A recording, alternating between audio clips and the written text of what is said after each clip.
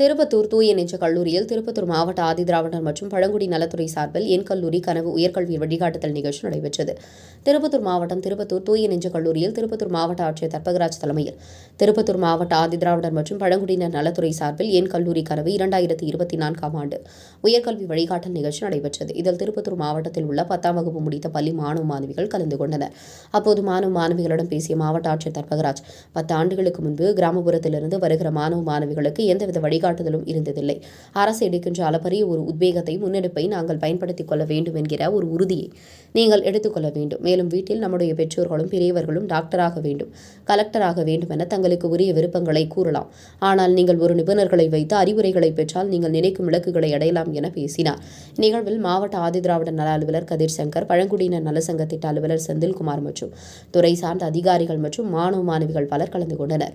உங்கள் பகுதியில் உடனுக்குடன் முக்கிய செய்திகள் உங்கள் வரும் நுனியில் காண எங்கள் தவசி நியூஸ் 24 சேனலை காண தவறாதீர்கள். உங்கள் திருப்பத்தூர் மாவட்ட செய்தியாளர் சி. ரமேஷ்.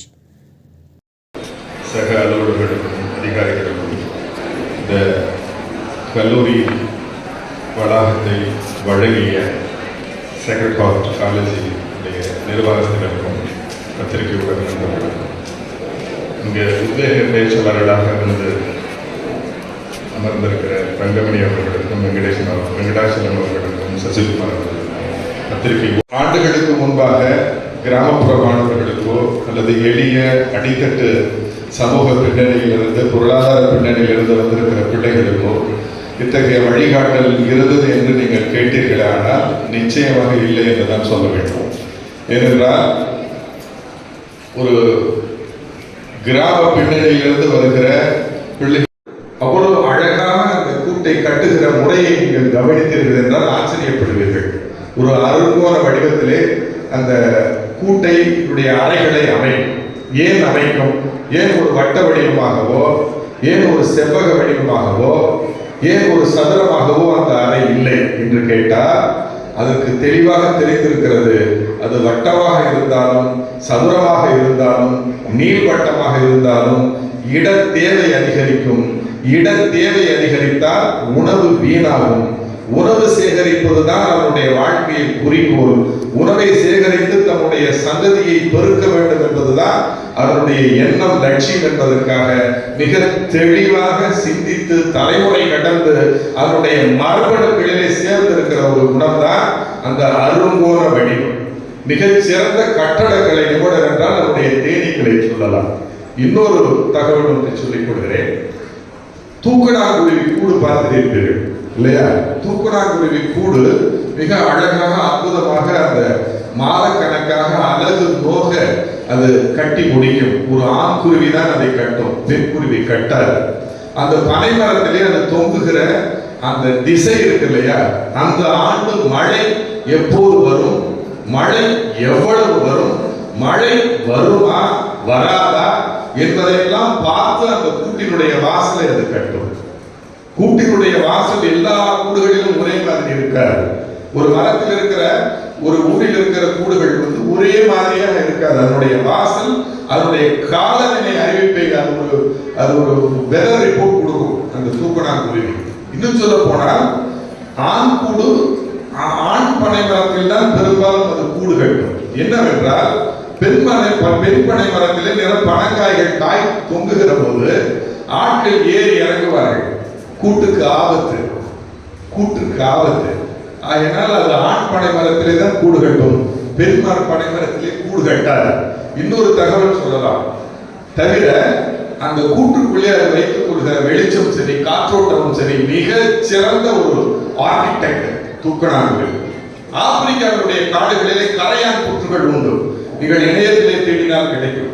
கரையான் புற்றுகள் 6 உயரத்துக்கு கட்டி கிடக்கும். ஆப்பிரிக்காவுடைய வெப்பநிலை வெளியே 60-70 செல்சியஸ் இருக்கும்.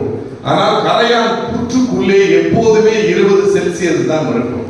அது குளிர்காலமாக இருந்தாலும் வெயில் காலமாக இருந்தாலும் காரணம் என்னவென்றால் கரையான்கள் புற்றுகளை கட்டும் முறை எப்படி. இதைத்தான் ஔவையார் நம்முடைய பழந்தமிழ் பாடலிலே சொல்லி இருப்பார். என்ன தெரியுமா? வான்குருவியும் கூடு வல்லருக்கு தொல்கரையா தேன் சிலம்பி யாருக்கும் செய்யறிதா யாம் பெரிதும் எல்லாமே விடுவி சொல்ல வேண்டாம் கான் எல்லோருக்கும் ஒவ்வொரு எளிது. இதுவரை நல்லா தான் பேசிட்டு இருந்தாரு அப்படின்னு தோணுது இல்லையா?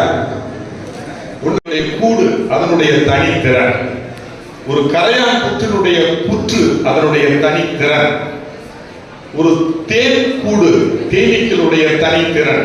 தனக்குத்தான் எல்லாம் தெரியும் என்று யாரும் நினைக்க வேண்டாம்.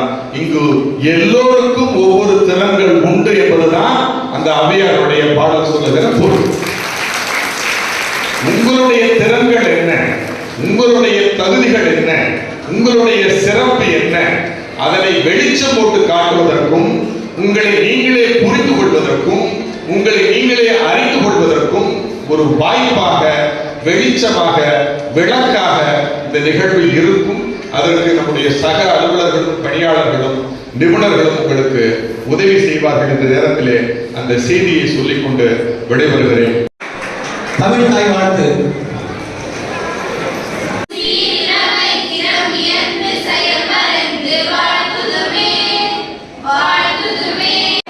இந்த நிகழ்வுக்கு மாவட்ட ஆதி திராவிட நல அலுவலர் திரு கதிர் சங்கர் அவர்களை வரவேற்புரை வழங்குமாறு அன்போடு